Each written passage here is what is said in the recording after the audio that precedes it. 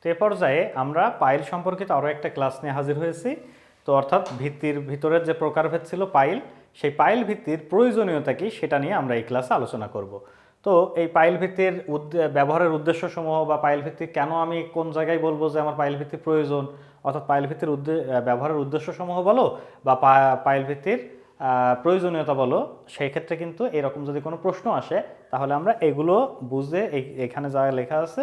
এগুলো থেকে বুঝে যদি আমরা পড়তে পারি বা বুঝতে পারি তাহলে কিন্তু পরীক্ষার খাতায় সেটার আনসার করে আসতে পারবো। তো দেখা যাক আমাদের এখানে পাইল ভিত্তির ব্যবহারের উদ্দেশ্য কি কি দেওয়া আছে। তো প্রথমত কি বলা আছে যে ভূপৃষ্ঠের নিচের স্তরে মাটি অধিক সংকোচনশীল এবং দুর্বল হলে, অর্থাৎ ভারবহন ক্ষমতা কম হওয়ার কারণে কাঠামোকে সাপোর্ট প্রদানে অসমর্থ হলে, অর্থাৎ আমাদের যে ভূপৃষ্ঠের কাছাকাছি যে মাটিটা, এই মাটিটা যদি দেখি যে মোটামুটি সংকোচনশীল এবং দুর্বল, অর্থাৎ সংকোচনশীল এবং প্রসারণশীল, অর্থাৎ কি জৈব কাদা টাইপের যেগুলো, ঠিক আছে, অর্থাৎ পানি পেলে ফুলে ওঠে এবং পানি চলে গেলে আবার মানে চুপসে যায়, এইরকম যদি মাটি হয়, এই মাটিগুলো কিন্তু খুবই দুর্বল হয়, যেটা আসলে আমাদের যে কাঠামোটা তৈরি করতে হবে সেই কাঠামোর জন্য যে পরিমাণ ভারবহন ক্ষমতা দরকার মাটির, সেই ভারবহন ক্ষমতা যদি সম্পন্ন মাটির স্তর যদি না থাকে ওইখানে, অর্থাৎ যদি অনেক গভীরে থাকে, অর্থাৎ ভূপৃষ্ঠের কাছাকাছি মাটির স্তর যদি একটু দুর্বল হয়, ভারবহন ক্ষমতা কম হয়, তখন কিন্তু আমরা এই পাইল ভিত্তি ব্যবহার করে থাকি। এরপরে কি বলা আছে যে যদি অগভীর ভিত্তি নির্মাণে কাঠামোর লোড অসমভাবে পতিত হওয়ার কারণে কখনো অসম বসন হয়, তবে পাইল ভিত্তি ব্যবহার করে বসন গ্রহণযোগ্য পর্যায়ে আনয়নের জন্য, অর্থাৎ যদি আমরা মোটামুটি অগভীর ভিত্তি দিই তখন দেখা যাচ্ছে ওইখানে কি বলা যায় যে অসম বসন হতে পারে। এখন অসম বসনেরটা আসলে অসম বসন সব জায়গায় হয় কম বেশি, কিন্তু যদি একটু এইটা অসম বসনের যে পার্থক্যটা, এই অসমর পরিমাণটা যদি অনেক বেশি হয়ে যায় তখন কিন্তু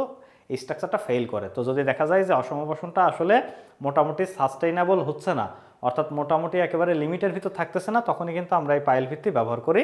যার কারণে কি হয় তখন বসনটা একই পর্যায়ে হয়ে যায়। কারণ কি হয়, ওই যে মাটির যে একেবারে শক্ত স্তর কয়েকশো ফিট নিচে সেইখানে গিয়ে আমরা দিই,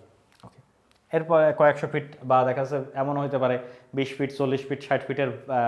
দেখা যাচ্ছে যে কি বলা চলে যে পাইল। তো এটা আসলে পাইলের গভীরতা অনেক রকম হয়, তবে আমি বলতেছি যে বিগ বিগ যে পাইলের কথা বলতেছি সেগুলোর কথা। এরপরে কি বলা আছে যে গভীর পানি অতিক্রম করে শক্ত স্তরে কাঠামোর লোড স্থানান্তর করতে পাইল ভিত্তির প্রয়োজন, অর্থাৎ নদীতে, খালের উপর, ঠিক আছে, সমুদ্রের আশেপাশে যে মনে করো যে সমুদ্রের দ্বীপ অঞ্চল বা এই ধরনের যে জায়গাগুলোই, ঠিক আছে, বা আমরা অনেক সময় দেখি না যে পানির ভিতরে ছোটোখাটো কাঠামো, একটা বড় হোটেল, একটা বড় মসজিদ বা সৌন্দর্য সম্পন্ন কিছু কাজ, তো এই ধরনের কাজের ক্ষেত্রে কিন্তু তখন আমরা পাইল ভিত্তি ব্যবহার করে থাকি। তারপরে কি বলতেছে যে মাটিধারক কাঠামো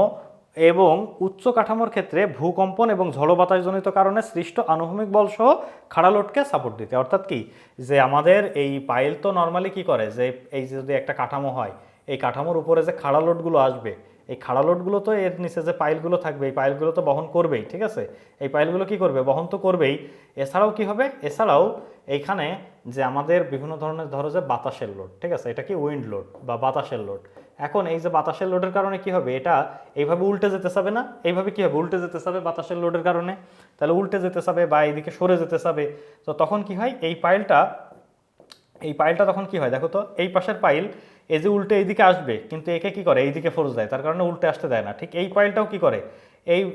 এটা হচ্ছে এই দিক চলে যাইতে চাচ্ছে, তখন কি করে, এই পাইলটা তো তখন তাহলে উপড়ে আসতে হবে, তাই না? আমরা দেখছি না কখনো কোনো একটা খুঁটি বা কোনো একটা লাঠি যদি মাটির ভিতর পোতা থাকে, ওটাকে যদি আমরা টেনে তুলতে যাই তাহলে অনেক শক্তির প্রয়োজন হয় না? তো ঠিক একইভাবে এই পাইলটা তো এখানে মনে করো যে এর ভিতরে স্থাপন করা আছে, তাহলে এইটা কি করবে, এই কাঠামোকে এই দিকে টান দেবে, তাহলে কি হবে, এই যে উল্টানোর যে একটা প্রসেস বা এইদিকে সরে যাওয়ার যে প্রসেস সেটা বাধাগ্রস্ত হবে। এরপরে কি বলা আছে যে সমুদ্র উপকূলে অথবা নদীর তীরের কাঠামোতে পানি স্কাউরিং ক্রিয়ার সম্ভাবনা থাকলে, ঠিক আছে, স্কাউরিং বলতে আসলে কি বোঝায়, স্কাউরিং বলতে কি ক্ষয়, অর্থাৎ পানি চলে যাওয়ার কারণে আমরা দেখি না অনেক সময় ক্ষয় হয়ে যায়, ঠিক আছে, অর্থাৎ নদী ভাঙন হতে পারে, আবার এমন হতে পারে যে কি বলা চলে যে আমি মোটামুটি পানি দেখা যাচ্ছে ওখানে 10 ফিট মতো আছে, তো আমি পানির ভিতরে গিয়ে পানিটা যখন শুকাই গেছিলো ওই সময় ওইখানে মোটামুটি আরও গর্ত করে ভিত্তি করে দিয়েছি। তো পানি আসলে কি হয় যে ওইখানে পানিটা থাকে, আবার পানি চলে যায়। তো এই রকম যে জায়গাগুলো, এই জায়গাগুলো যদি শান্ত পানি থাকে তাহলে সমস্যা হয় না, এখানে সেখানে ক্ষয় থাকে না। কিন্তু আমরা যেগুলো দেখি নদী বা সমুদ্র, এর ভিতর দিয়ে কি হয় যে পানি মনে করো যে চলাচল করে, তাই না, এক জায়গা থেকে আরেক জায়গায় চলাচল করে, বিশেষ করে নদীর ক্ষেত্রে, নদী খালগুলোর ক্ষেত্রে। সেখানে দেখি যে পানি চলাচল করার কারণে যখন পানি অনেক জোরে যায় তখন কি হয়, ওখানে ক্ষয় হয়ে যায়। তাহলে ক্ষয় হয়ে যদি এমন হয় যে ওই ভিত্তির যে তলা ছিল সে আলগা হয়ে গেছে, তাহলে এই কাঠামোটা তো টোটালি ভেসে চলে যাবে, তাই না, এই কাঠামোটা ফেইল হয়ে যাবে। তো সেই সব জায়গায় আমরা কিন্তু এই পানির স্কাউরিংয়ের যেসব জায়গায় সম্ভাবনা আছে সেসব জায়গায় কিন্তু পাইল ভিত্তি ব্যবহার করে থাকি। এরপরে কি বলা আছে, ট্রান্সমিশন টাওয়ার, ডক, পিয়ার এবং অন্যান্য মেরিন স্ট্রাকচার নির্মাণ করতে। অর্থাৎ কি, এই যে ডক বলতে আসলে কি বোঝায়, আমরা যে দেখি যে বন্দর বা বিভিন্ন ধরনের ফেরিঘাটে ছোটোখাটো ডক থাকে, ঠিক আছে, ফেরিঘাট, লঞ্চ ঘাটে, ঠিক আছে, তারপরে সেখানকার যে আমাদের যে নদীর ভিতরে যে ব্রিজের পিয়ার বা অন্যান্য স্ট্রাকচারের পিয়ার, এরপরে আলাদা যে মেরিন স্ট্রাকচারগুলো আছে যেমন লাইট হাউস হতে পারে, বা দেখা যাচ্ছে যে একটা জেটি হতে পারে, বিভিন্ন ধরনের যে মেরিন স্ট্রাকচারগুলো আছে সেই মেরিন স্ট্রাকচারগুলো নির্মাণ করতে, ঠিক আছে। এরপরে কি বলতেছে, এই ট্রান্সমিশন টাওয়ার। ট্রান্সমিশন টাওয়ার বলতে কি যে এক জায়গা থেকে আরেক জায়গায় মোটামুটি একটা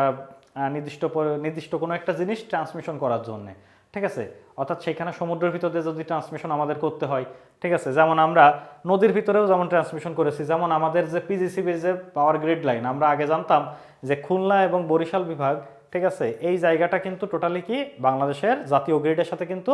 যুক্ত ছিল না, খুলনা এবং বরিশাল বিভাগটা। তো এটার কারণ কি, পদ্মা দিয়ে এবং যমুনা দিয়ে, পদ্মা দিয়ে মেঘনা দিয়ে এটা কিন্তু মোটামুটি এমনভাবে আটকানো যে ওই পাশে যদি আমাদের নিয়ে যাইতে হয় আমাদের যে পাওয়ার গ্রিড লাইন, সেটা কিন্তু নিয়ে যাইতে গেলে মোটামুটি এর ভিতর দিয়ে বড় কোনো লাইন ইনস্টল করার দরকার। তো সেক্ষেত্রে আমরা দেখছি কি যে এই ট্রান্সমিশন টাওয়ারগুলো ওখানে স্থাপন করতে গিয়ে সেখানেও পাইল ব্যবহার করা হয়েছে। এছাড়াও কি আছে, সাবসয়েল, পানি পরিবর্তনশীল হওয়ার কারণে। অর্থাৎ সাবসয়েল বলতে বোঝায় কি যে মাটির নিচে যদি এই পানির স্তরটা খুব বেশি উঠানামা করে তখন কি হয়, পানি আসলে এই মাটিটার ভারবহন ক্ষমতা কমে যেতে থাকে, ঠিক আছে, আবার এটা ফুলে যায়, তারপরে পানি চলে গেলে কি হয়, এটা সংকোচন হয়ে আসে। তাহলে কি হচ্ছে, এটার একটা ঝামেলা হচ্ছে না, এই কাঠামো কি হচ্ছে, তোমার হচ্ছে যে বসন হচ্ছে, আবার ফুলে উঠতেছে। তো এই কারণে কিন্তু কাঠামোটা ফেল করতে পারে, যার কারণে আমাদের কিন্তু ওখানে পাইল ভিত্তি যদি ব্যবহার করি তখন কিন্তু অনেক গভীরে গিয়ে শক্ত স্তরে ওই মাটিটা ওইখানে ওইখানে যে মাটি আছে সেই মাটিটায় গিয়ে পাইল লোড ট্রান্সফার করে, যার ফলে এখানে